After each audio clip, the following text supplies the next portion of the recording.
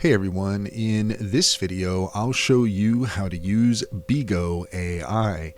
In order to do so, first off, here we are at Beago.ai, and if you need to log in, at the bottom left hand corner you should see the login button. Unless you're already logged in that case this is where your account icon is. If we click that, that's going to bring you to your account page where you can either select the Discovery tab or the History tab.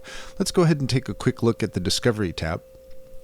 Here you can see a variety of searches, and essentially what Beago does, it is a search engine, but it uses AI, and you can ask pretty much whatever question you might be interested in, and Beago will answer your question. So it's not far off from ChatGPT or Claude or any other chatbot, and this is one way that you can interact with AI and ask questions. Back on the main page here, we have the Explore More button here. That's just going to take us back to the Discover page. And up at the top right hand corner, you can see where you can get the app. If you scan the QR code, then that will take you to where you can download the app.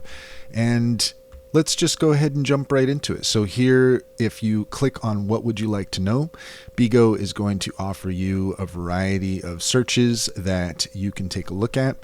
My recent search here was just to tell me about the history of humanity. So if we click on that, then you'll see what Beago will do. And essentially, Beago will now begin to search for information to answer whatever question is that you might have. And it's really quite nice. It's got visuals, and it's really quite immersive.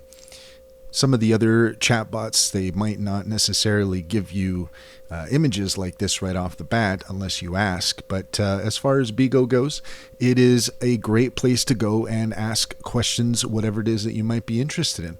So that's all there is to it. If you found this video helpful, please leave a comment and like and subscribe for more helpful tips.